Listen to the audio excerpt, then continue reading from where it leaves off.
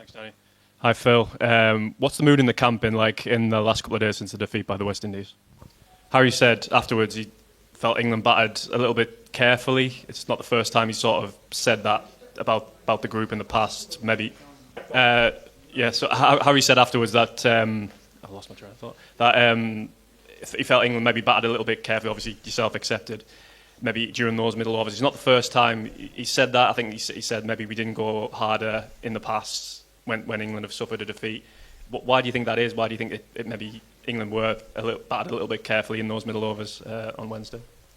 I can't give you insights into other guys' sort of mentalities, but sometimes it can creep in a little bit. The sort of the differences between playing in a bilateral maybe and tournament play. They are two different things. But I think the main takeaways from that game was we did bat possibly a bit too tentatively. And I think going forwards, as I said, the opportunities are in front of us, but the opportunities there are to go out and play with some personality, express yourself. Because when we do that, sides can't live with us. We know that much. But it's about actually bringing it to that night and in that moment where you've got a decision to make, taking the positive option with your chest out and putting a stamp on the game. I think that is what's in front of us. And if we want to go deep into this World Cup, we're going to have to do exactly that. And obviously, you haven't really hit your straps yet. We're still 1-1. You think everything's still in your own hands and to play for. Is it just about now sticking out your chest and trying to be the best version of yourselves? That's exactly it. That's definitely my mindset anyway. And I think that's the direction that we're going to throw everything into in the coming games. We'll go Simon, Matt, and then we'll open it up to everyone else after that. Go ahead, Simon. Hi.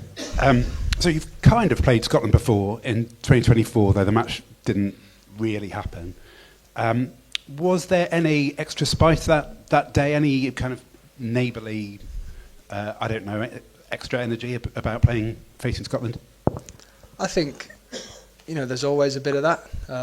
Definitely from their side as well. I think this is, knowing a few of their boys, this is, a bit of a special game for them. An opportunity to upset England is, I think most Scotsmen's dream. So there is a bit of that. With that being said, it's another game of cricket, this World Cup, and we've got to bring the best version of ourselves. Really simple. Just thinking back to 2022, the World Cup that England won, lost to Ireland fairly early on in the group stage, and then were backed into a corner, and that's when the team really started to shine. Is there an element to you as a team or to kind of English sport that you kind of stand up when you really have to? I think that's the mark of all good teams, and all good athletes in general in professional sport. I think, when your back is against the wall, to come out and bring that best version of yourself. Obviously we did that in 2022, and we'll look to do that again here.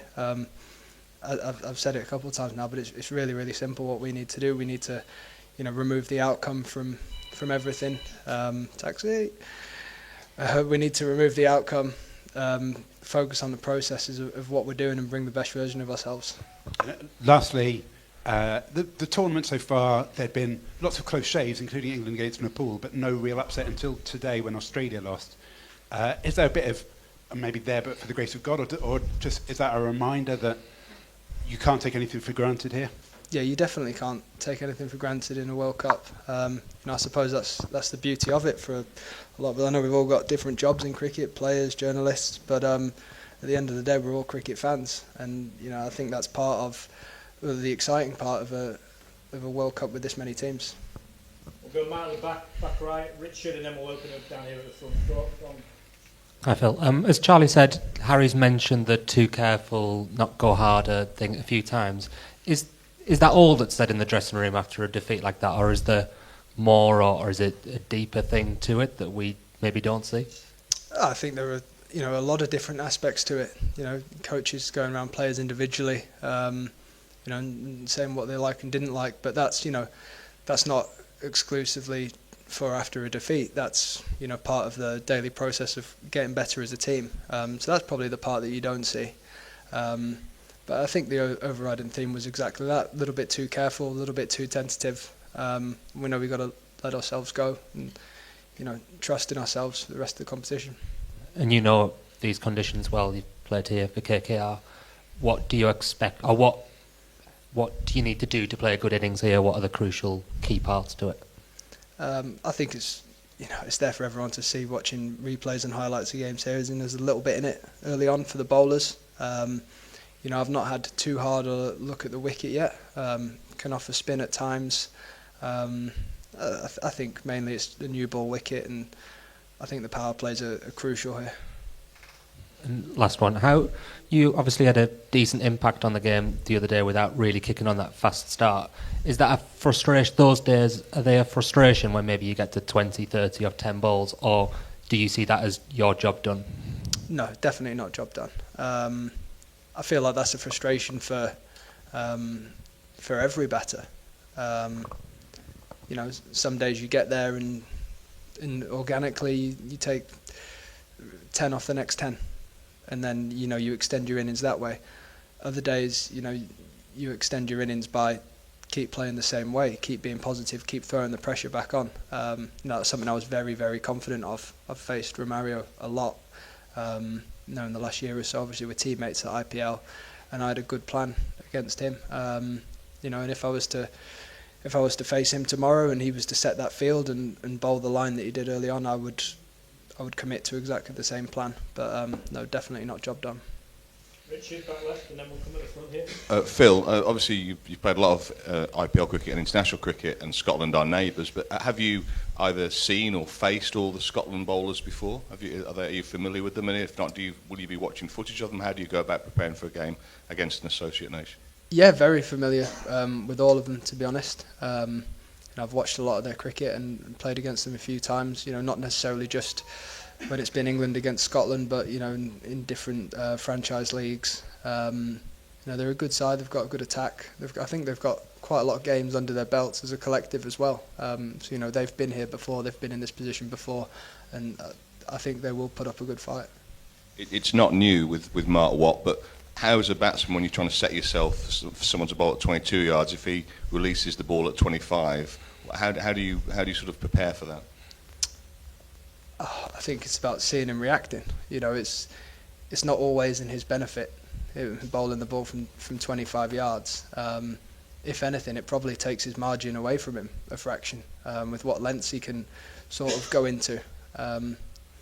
He probably can't hurry you up from 25 yards either. So, I think there's pros and cons to it, even though it is different. And just finally, you mentioned about IPL before.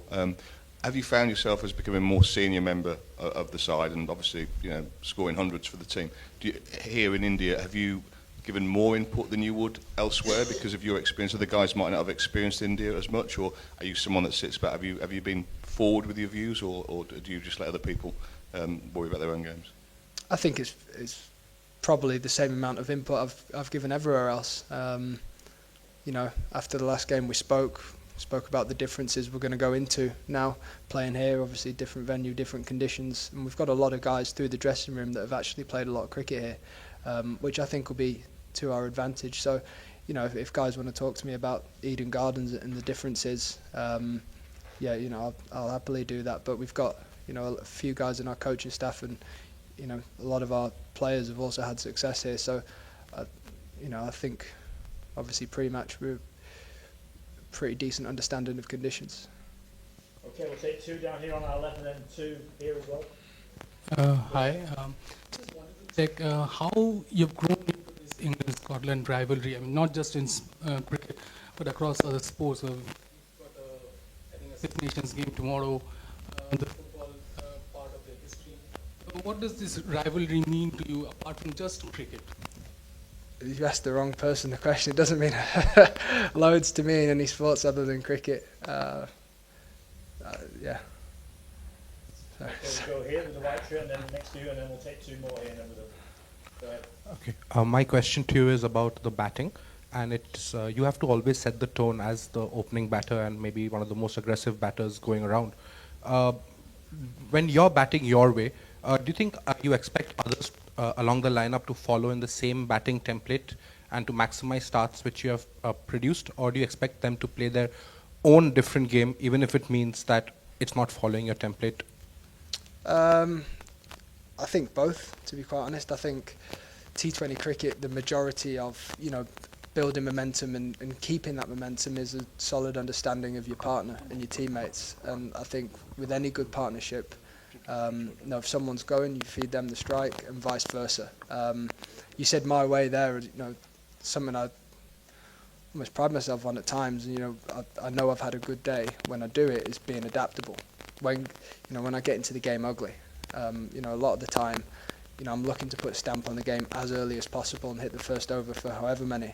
But I also like the feeling of when I get into the game ugly, when I go run a ball 8, 9, 10, and then take an over down in the power play and build the momentum that way. There's so many different ways to do it, and the majority of it, realistically, depends on how the opposition bowl. You don't want to go out there and just try to slog everything. That's not batting. You want to be adaptable, read the conditions, and play the sort of highest percentage way that you can. And my other question to you is about one defeat and one win. Do you think the mentality of the 11 or the 15 in the squad under new T20I captain as well, do you think your team is good at chasing a tournament when they're falling behind or when things come into the must-win situation compared to, say, previous England squads? How would you encapsulate the mentality of the current 15 when it comes to chasing behind? Are they good at handling pressure? What's your assessment? I think we're going to find out the answer to that question in the coming weeks. It's something we've been good at in the past as a group, but the exciting thing for everyone in our camp is that the opportunity is in front of us now to prove that we can do it, to prove that when our backs are against the wall, we can come out and we can play with that personality. Got two more on this side here quickly, and then we'll do. Just quickly, you've spoken a bit about the difference between approaching a bilateral and the World Cup. Going forward, what would be your template of the question of adaptability vis-a-vis spin bowling? Because a lot was said after the last two questions. Yeah, and you guys are veterans in the ideal situation. Are you looking from different squad? Yeah, I think obviously the World Cup being over here in these conditions, it's obviously going to be dominated by spin, a little bit more than anywhere else probably. I think the skill is in reading the conditions well and adapting to them as quickly as possible. It's something we've actually, if you look at last game in isolation, it's something we've done really, really well in the past. Playing against the West Indies, we've hit the spin well on spinning wickets in the West Indies, and that's led to a lot of wins over there. I think the whole conversation around spin is all about, from a batting point of view, reading the conditions and adapting. The last one here. And then thank you. I feel just a bit of a follow-up from the previous question here, where you spoke about you wanting to stamp your authority on the game. Your personal batting approach, does it alter at all depending on which team you're playing for? Like, let's say an England batting lineup that is deeper, or an RCB one, or previously for KKR, or whoever other franchises you play for? Or is it the same regardless of which team, because it's T20 and you need to just get on with it from ball one? Yeah, it definitely changes. When I was here, Gigi was quite big on me giving myself a few balls. That didn't necessarily mean, stand there and block the first 6. But it meant, be really, really smart. And it was actually a big part of me getting better as a player. Big part of my improvement was, where are my high percentage shots? Where did they bowl? Where did they miss? Knowing that, going into the game, confident that I've seen all the data, seen all the footage, that I've got a good idea of what's coming at me. They might bowl something completely different, but, I've played the percentages with my prep. And then I can go out in the middle. I'll train with that in mind, with where they miss, with what they go to as defensive options. So I'll tick that box as well. Then I'll go out there and do the exact same thing again. Almost try and repeat it, try and take the sort of conscious thought away from it as best I can. Yeah, I think that's the best way I can answer that question. But obviously it changes, with different coaches and different instruction. Thank you. Thanks, guys.